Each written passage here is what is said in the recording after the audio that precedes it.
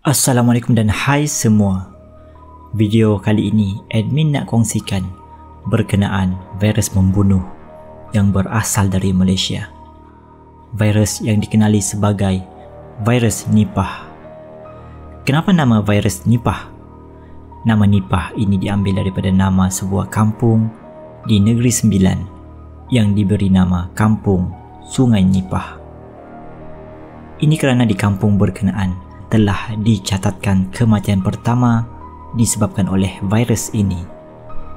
Kes pertama virus ini dicatatkan di sebuah kampung di daerah Ipoh, Perak pada September 1998. Ipoh, Perak pada masa itu adalah menjadi sebuah daerah utama dalam industri penternakan khinzir. Kes di Ipoh ini berlarutan sehingga Februari 1999.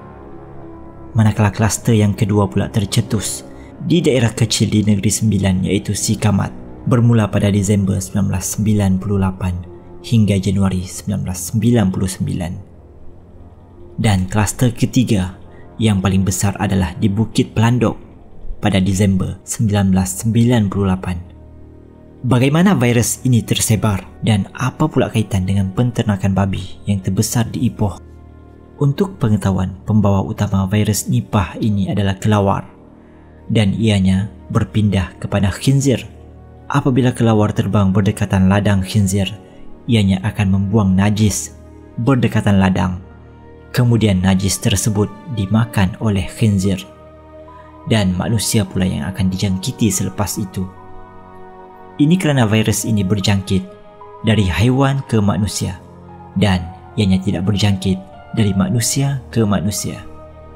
Untuk pengetahuan, mereka yang dijangkiti pada masa itu telah mengalami demam yang teruk, sakit kepala, pening, muntah dan yang paling teruk adalah jangkitan pada otak yang disebut sebagai encephalitis.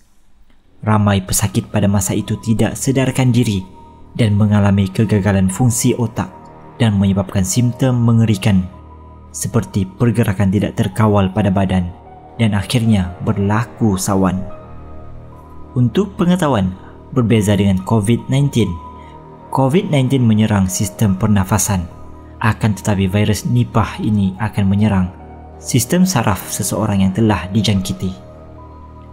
Di Malaysia bermula dari bulan September 1998 hingga Mei 1999, seramai 265 orang telah dijangkiti virus ini dan 105 daripadanya telah meninggal dunia. Selepas Malaysia, virus ini telah tersebar pula di negara lain seperti Bangladesh. Pada mulanya, para pengkaji di Malaysia ingatkan ianya adalah wabak biasa JE, Japanese Encephalitis, yang pembawa utamanya adalah nyamuk. Disebabkan itu, kerajaan telah melakukan pembersihan besar-besaran dengan menyembur pembunuh nyamuk di seluruh pelosok kampung di seluruh negara. Pesakit-pesakit pada waktu itu juga telah diberikan vaksin JE, namun masih tidak sembuh dan dilaporkan pada masa itu juga kematian haiwan ternakan secara besar-besaran telah terjadi.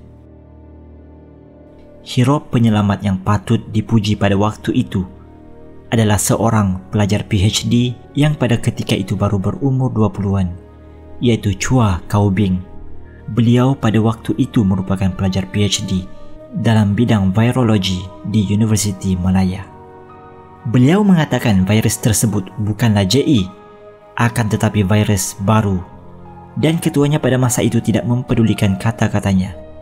Berkali-kali dia cuba meyakinkan ketuanya, akan tetapi pandangannya dan dapatan kajiannya dipandang enteng. Akhirnya dia bertindak membelakangi ketuanya dan terus berurusan dengan Kementerian Kesihatan dan Penyelidikan Veterina. Dan pada masa itu barulah disedari bahawa Malaysia telah melakukan kesilapan berbulan-bulan dalam mengawal virus ini. Dan melalui dapatan beliau juga, kesemua pesakit yang dijangkiti mempunyai sejarah kontak rapat dengan khinzir dan kesemuanya adalah berbangsa Cina. Akhirnya pelupusan khinzir terbesar telah dilakukan pada waktu itu. Sebanyak lebih 1 juta ekor khinzir telah dimatikan.